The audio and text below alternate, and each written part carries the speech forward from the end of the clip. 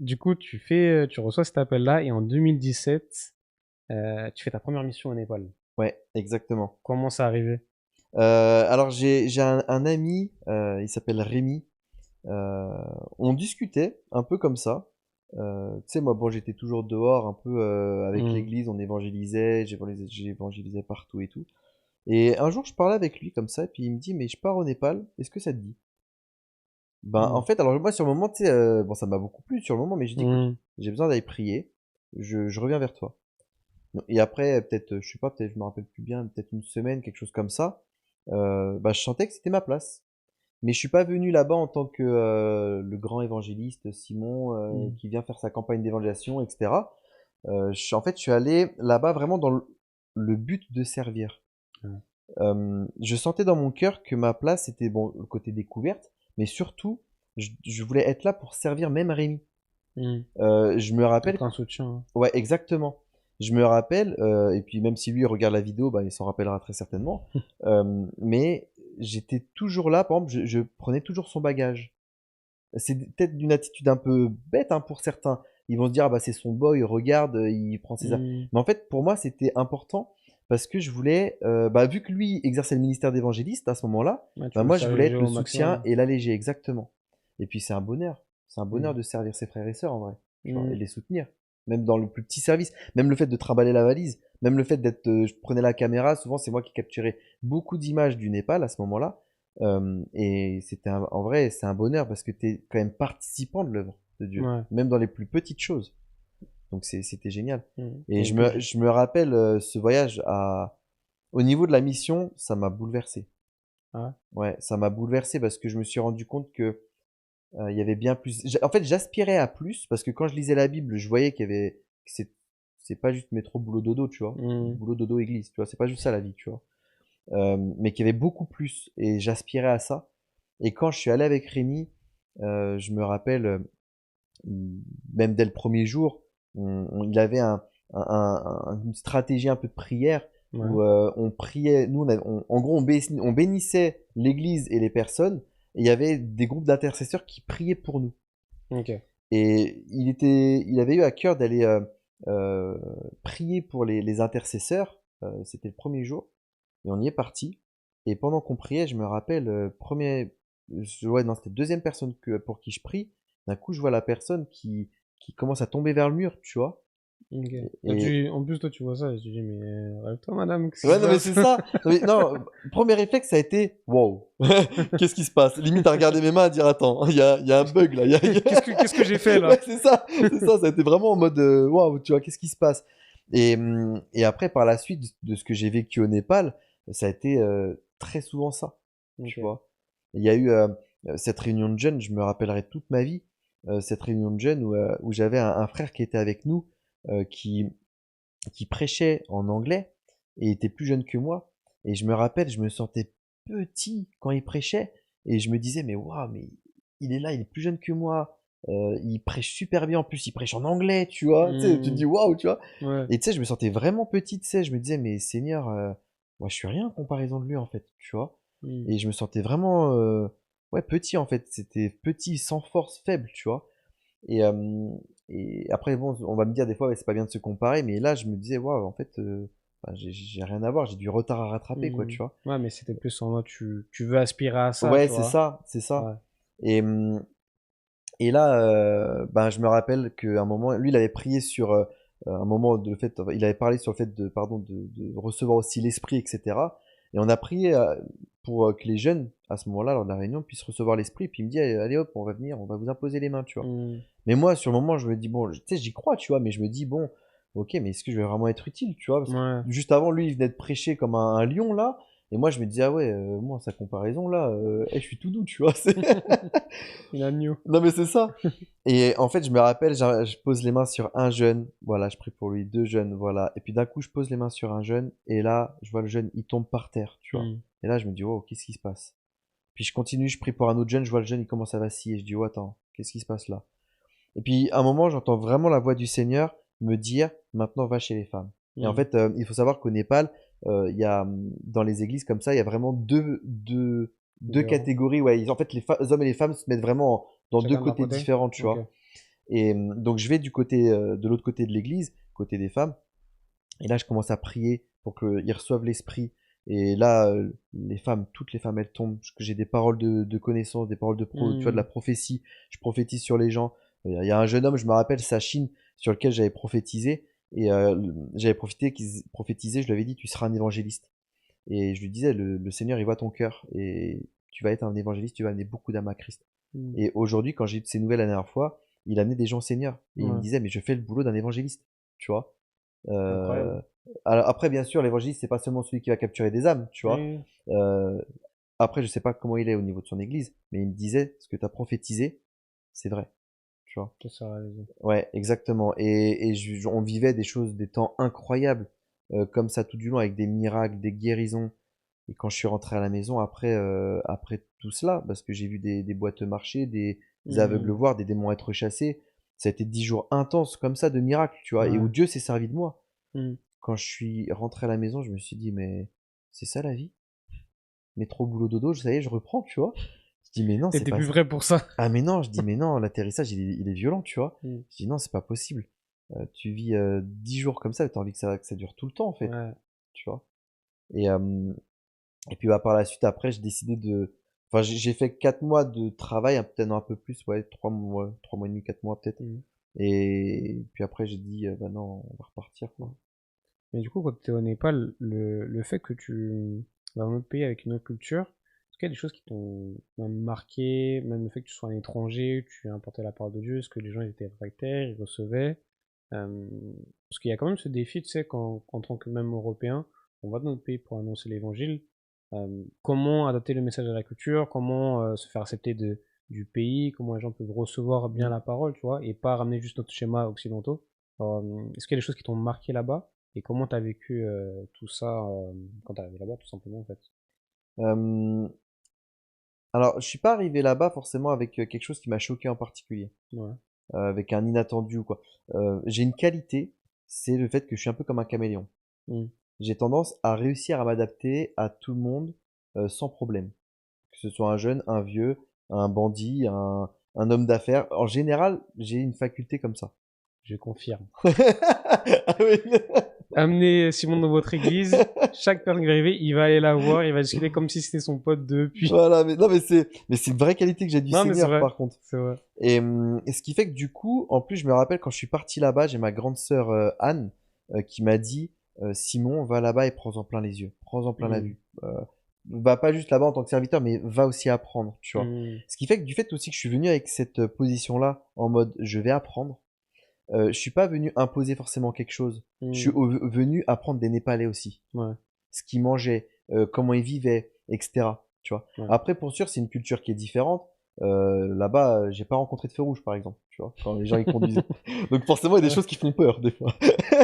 La conduite. Bah voilà, non mais c'est un exemple, bien sûr. Ouais. Mais Ah, mais c'est important pour toi quand même de venir dans cette posture-là. ouais, exactement. Et je crois que quand on va dans un endroit qu'on ne connaît pas, mais qu'on y va en se disant, je vais apprendre d'eux, Mm. je vais en prendre plein les yeux. Ça va être un moment incroyable. Et puis on vient surtout aussi en s'adaptant à la culture, en Mm. disant ce n'est pas moi, Européen, qui vais dire comment on doit faire. Non, Ouais. là je suis dans leur pays, tu vois. C'est les gars avec qui j'étais qui me disaient dans quel quartier pas passer. Tu vois, Mm. c'était pas l'inverse. Donc je pense qu'à partir du moment où on vient avec cette attitude-là, euh, ben on va juste avancer. Et moi personnellement, il n'y a pas quelque chose forcément qui m'a choqué plus qu'un autre.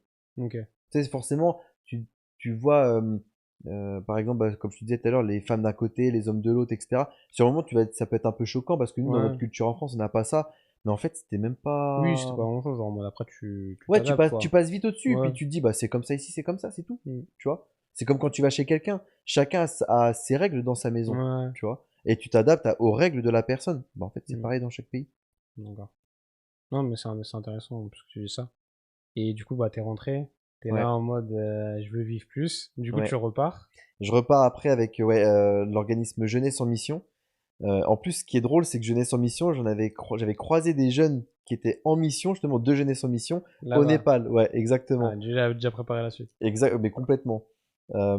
Et ce serait un peu long à tout raconter, je pense, mais donc je vais Ouais. passer les détails. Mais du coup, je vais là-bas, et là, je suis parti pour 6 mois avec Jeunesse en Mission. la première école française qui se trouvait à Biarritz. Le but, c'était d'aller dans les pays francophones pour aller parler de Dieu, de le faire connaître, tu vois. Mhm. Donc, il y a eu 3 mois de phase théorique où on Ouais, apprenait à connaître Dieu, et 3 mois de phase pratique là, on pouvait le faire connaître, en fait, tu vois. d'accord. Donc là, je suis parti dans différents pays. Je suis parti, ouais, j'ai fait la France. Après, j'ai fait aussi 2 pays Mhm. d'Afrique. J'ai fait Côte d'Ivoire et Sénégal. Ok, Et ça a été des moments, pareil, je pense, inoubliables, ok. tu vois. T'as un élément marquant de ta phase théorique? Genre le truc qui t'a plus marqué pendant cette formation? Euh, c'est difficile. C'est vraiment difficile. Mais je crois, c'est vraiment compliqué. En fait, je crois que si je devais une chose, enfin, s'il y avait une chose que je devrais retenir, je pense. En fait, ouais, je vais prendre le premier élément qui m'est venu en tête. Je vais pas, Mhm. parce qu'il y en a plein après qui viennent, mais le premier élément qui est venu en tête, ça a été euh, une chose qui m'a marqué quand. En fait, non, je suis en train de. Excuse-moi, hein, Ça tu pourras peut-être passe. couper ça au montage si t'as envie, mais j'ai tous les souvenirs qui remontent Ah, là. t'inquiète. C'est pour ça. Il y en a eu tellement que Ouais, c'est ouais, difficile à choisir, mais exactement. bon, Que c'est ce soit normal. les miracles, les moments où tu vois la bonté de Dieu, les moments où tu vois où toi ouais, tu vois Dieu qui agit, mais de manière puissante. Mhm. Tu vois vraiment, pas juste dans les miracles, mais même pour Mhm. toi, dans ta faveur, qui va ouvrir des portes que t'as pas idée, que ce soit même dans certains enseignements qui étaient Ouais. profonds. Tu vois, je pense à Catherine, qui fait, elle a une vie incroyable, et elle enseigne aux jeunes, etc. Et elle avait cet enseignement qui était chérir le lieu secret, tu vois, qui partait va dans ta chambre, ferme la porte et prie ton père, Ouais. il le verra dans le secret, etc. Et elle disait, mais est-ce qu'on chérit le lieu secret? Et derrière, elle continue en disant, mais est-ce qu'on aussi on chérit le secret du lieu? Et ça a Mhm. été. En fait, il y a eu beaucoup d'enseignements comme ça qui m'ont marqué, ou même Mhm. Raymond qui était venu et qui avait parlé de la Seigneurie de Christ. Est-ce qu'on est prêt à tout abandonner pour le Seigneur? Pas seulement on abandonne, allez, tu sais, les choses qui nous déplaisent, mais est-ce qu'on est prêt Mhm. à abandonner sa liberté? Nous, dans notre contexte français, des fois, les gens, c'est compliqué parce qu'on est dans le pays des droits de l'homme. Donc, dès que tu commences à parler de liberté, les gens, c'est un peu compliqué, ça, tu Ah, vois. mais Mais nous, est-ce que en tu es français, prêt? c'est compliqué avec la Mais oui, c'est liberté, ça. hein. Est-ce que tu es prêt à abandonner ce que t'aimes? Est-ce que tu es prêt à aller dans ce lieu secret, par exemple, tu vois? Et parce que Jésus est Seigneur, tu vois.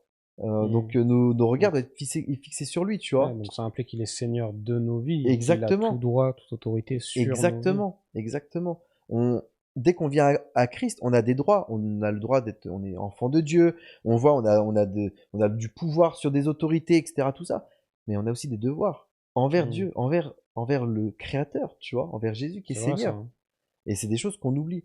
Et c'est vrai qu'il y a eu tellement de choses. Là, c'est vrai que j'ai mis du temps à répondre à cette question parce que j'ai vu des choses où j'ai vu Dieu agir, et même des fois, on s'y attend pas. Mhm. Tu sais, très souvent, même à l'église, les gens, ils vont chanter même la fidélité de Dieu. Mais j'ai vu Mais sans la ce qui connaître. était qu'un Dieu fidèle, Mhm. tu vois. Un Dieu qui prend soin de toi. Ouais, c'était vraiment une redécouverte du caractère de Dieu, Ouais, de... et puis tu le vis.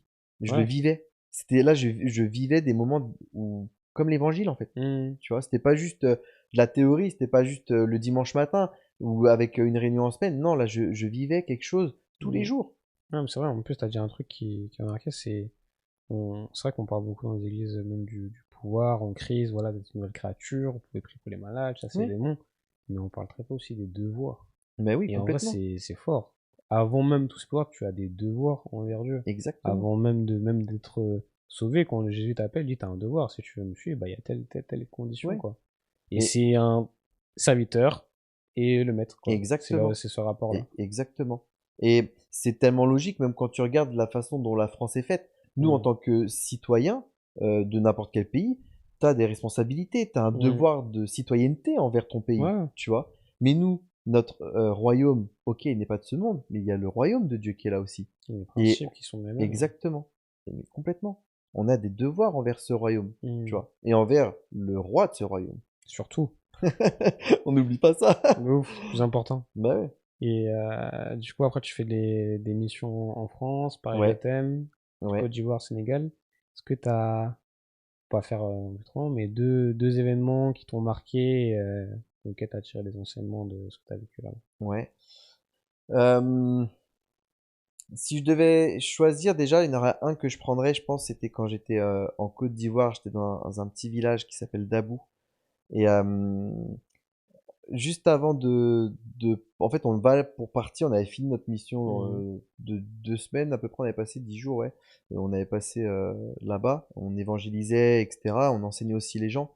Et, euh, et je me rappelle que juste avant de partir, on monte dans le 4x4, on démarre la clé pour voilà, et là, plus de batterie. Et là, on se dit, ok, on fait comment? Savoir que 2 jours après, on devait faire une nuit à Abidjan et après on partait, on avait l'avion pour le Sénégal. Ouais, donc t'as Tu vois? mis serré, quoi. C'est ça. Et on se dit, ok, comment on fait? Sauf que, en fait, on est tous sortis du coup du 4x4. De toute manière, on n'avait pas que ça à faire de rester dans le 4x4 à attendre, tu vois. On sort et en fait, on s'est réunis ensemble avec le groupe avec lequel on était et on s'est regardé, on a dit, il y a quelque chose qu'on n'a pas fait. Si, on s'est dit tout de suite, si Dieu euh, permet cela, c'est qu'il y a quelque chose qu'on n'a pas fait. Et je me rappelle même que une des paroles, ça me revient maintenant même, une des paroles qu'on avait reçues avant de partir en mission, c'était que toute chose concourt au bien de ceux qui aiment Dieu. Tout. Même la Et batterie. même la batterie. Et en fait, c'était quelque chose qui nous avait un peu poursuivi Ouais. en mission, tu vois. Et c'était vraiment une parole qui était sur nos cœurs. Et du coup, on a, quand on a eu ce problème de batterie, on s'est réunis, on a prié et on a tous eu en tête la même personne.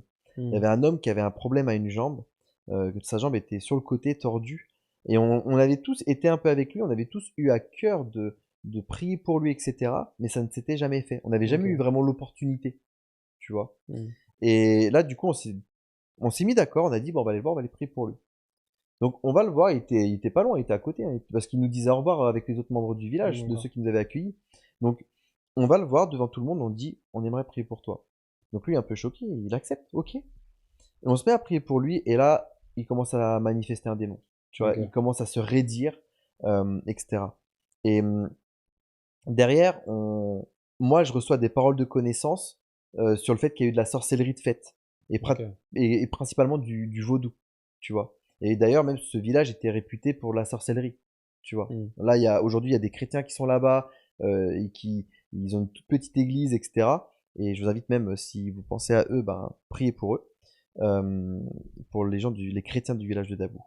Mais je me rappelle que cet homme il y avait de la sorcellerie qui avait été faite contre lui, tu vois. Et alors qu'on priait, à un moment, je reçois une autre parole de connaissance, comme quoi il y a un combat dans le spirituel. Qu'il y a comme un sorcier qui vient et qui, lui, fait des incantations pour garder ce gars-là, tu vois, Ok. pendant que nous, on prie pour lui, pour qu'il soit délivré. Jusqu'à un moment où là, je vois l'image d'une aiguille cassée et le sorcier qui jette l'éponge. Et là, on voit le gars qui était tout raide, il se met à pleurer, tu vois, et là, il est libre.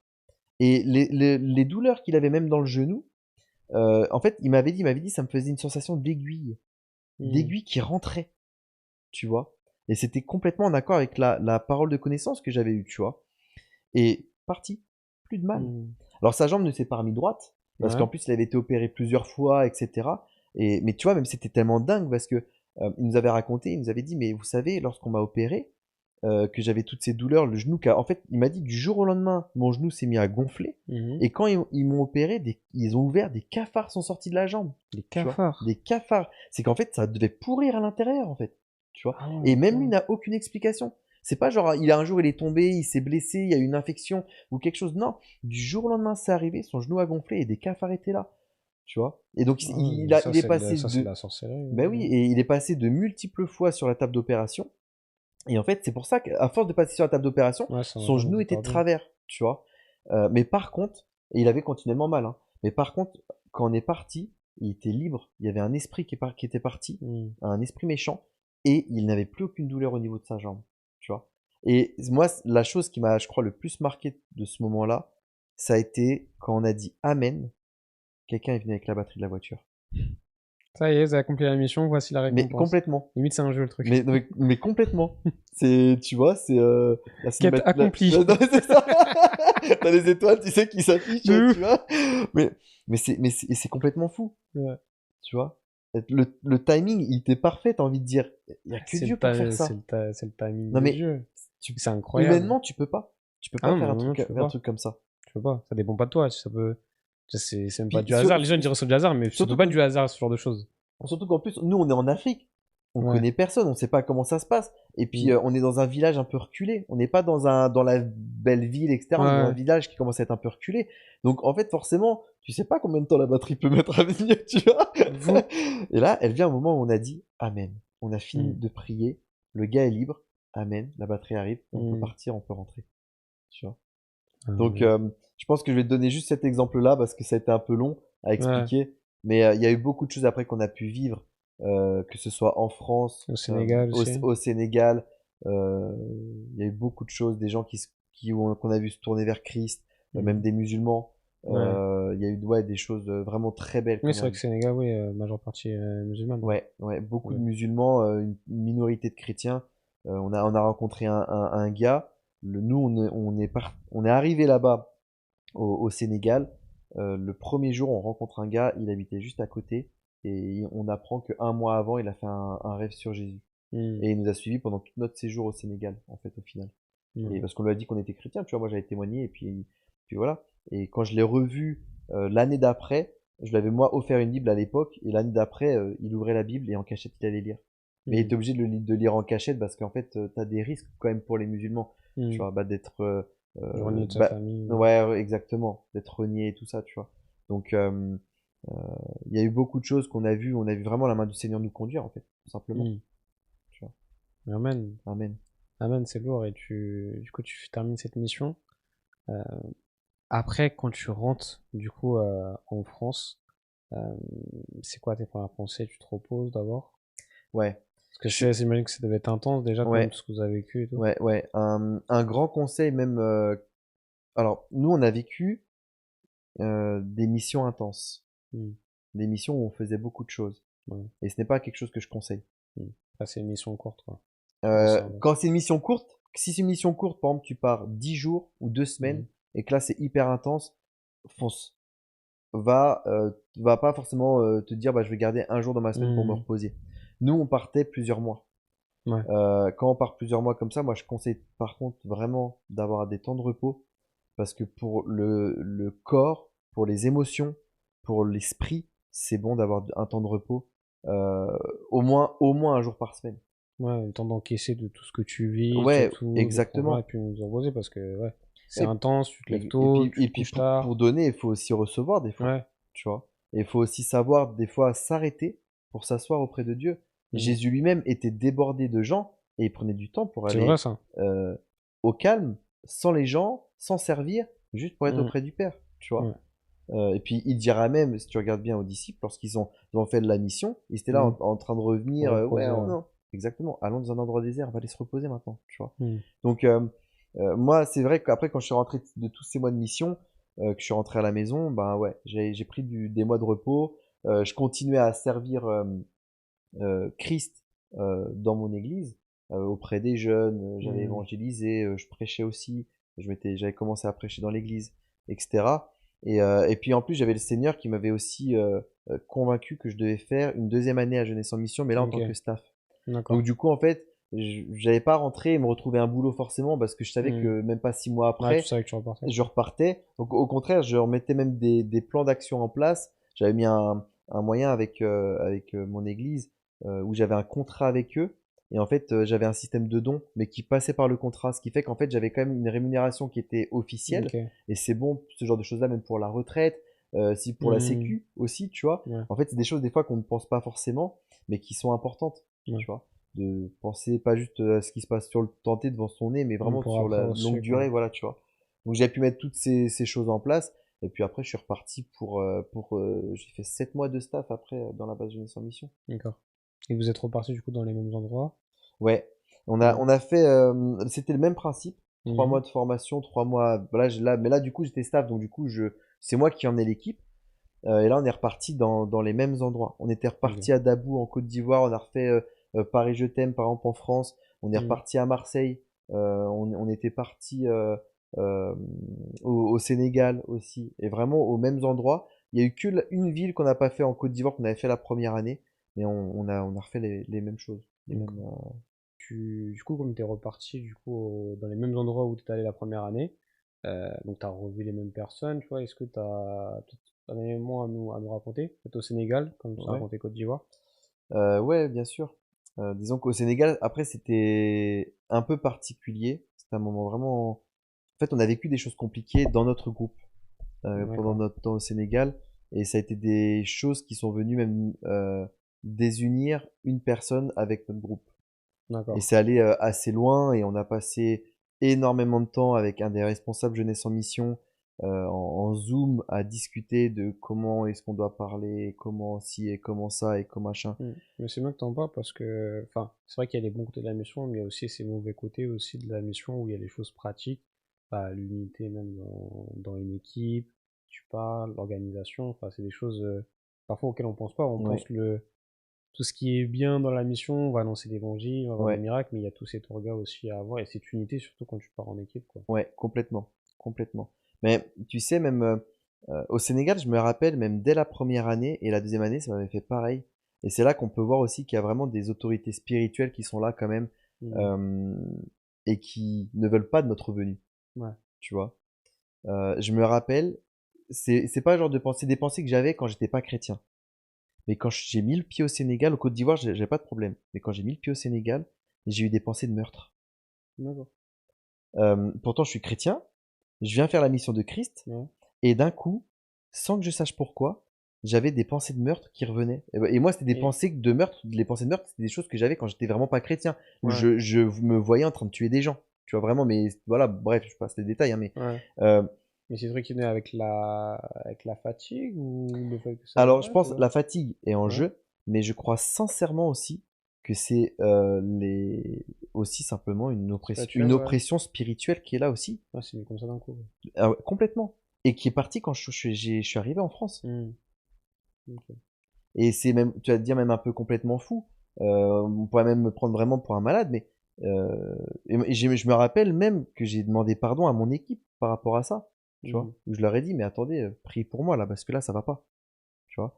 Donc, c'est sûr qu'il faut pas non plus idéaliser complètement la mission, Ouais. parce qu'il y a des très très bons moments, et il y en a des très mauvais, comme là, où moi je luttais avec moi-même et je priais, je disais, mais Seigneur, renouvelle mes pensées, je ne veux pas de ça. Et c'est en fait, c'est même fatigant Bah quand ouais, tu tu combats. t'épuises. Bah oui, quand tu combats sans cesse tes pensées sur un sujet, etc., ça en devient fatigant.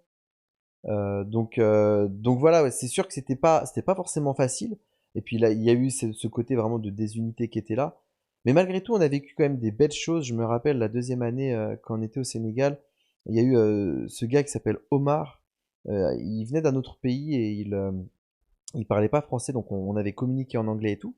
Et c'était un gars qui faisait des choses artistiques et tout ça, du Hmm. graffiti, de la peinture, machin, et de la musique et tout. Et il y avait, j'étais avec la sœur Léa, et une Suisse, et elle et moi, on était partis le voir à un moment, on avait pris rendez-vous, tu vois, juste pour qu'on se voit.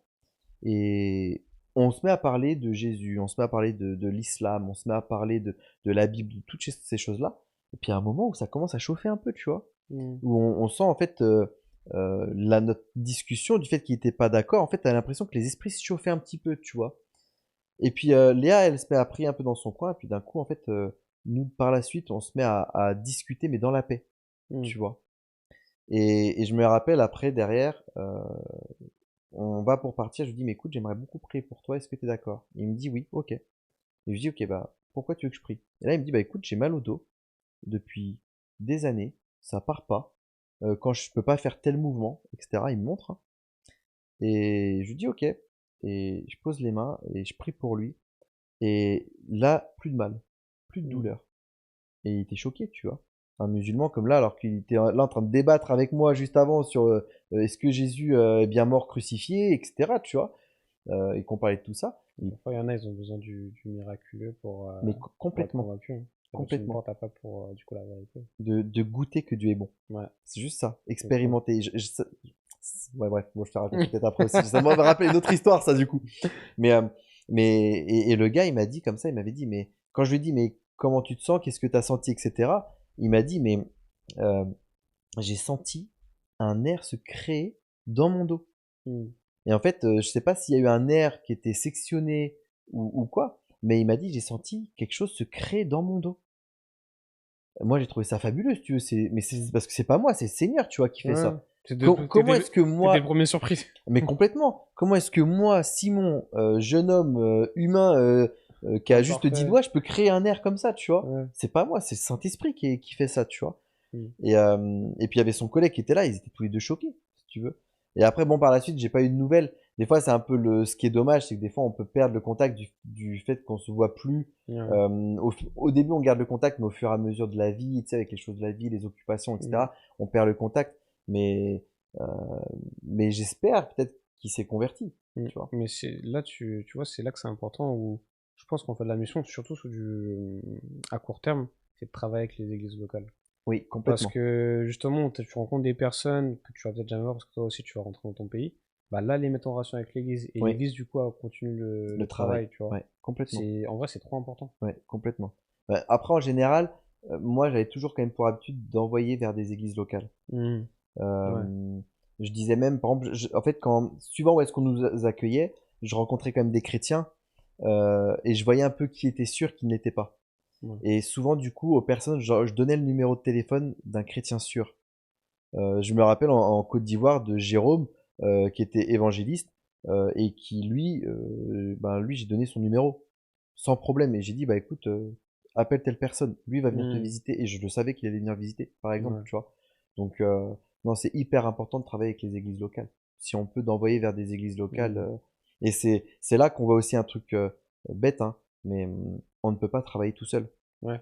On ne peut pas être missionnaire. Enfin, on est obligé d'avoir une église avec soi, pas juste pour nous envoyer, Mm. mais là où on va, on est quand même obligé d'avoir des chrétiens avec nous. Mm. Surtout quand c'est des missions à court terme comme ça, Ouais. parce qu'on travaille avec eux. Nous, après, on part, mais eux, les gens, ils restent, Ça, tu sinon, vois. en fait, tu bats juste du vent et à la fin, tu peux faire d'énormes choses, mais à la fin, est-ce que ça va durer? Ouais, exactement. Et il y a trop aujourd'hui le cas de sexe en mode électron libre, ils font un truc, Ouais, mais en fin de compte, le travail, en fait, il va pas porter de fruits sur du long terme, quoi. mais complètement. Et travailler avec des églises locales, c'est même primordial. Après, dans certains cas où t'es en mode pionnier dans un endroit où il y a rien, bah, tu peux pas. Oui, mais là, c'est Mais différent. là, c'est En différent, général, t'as quand des tu es joueurs. pionnier dans un endroit où il y a rien, en général, tu restes pas 10 jours. Bah oui. Là, tu restes, même En tu général, déménages là-bas, quoi. bah oui, c'est ça. Ouais, C'est ça. d'accord.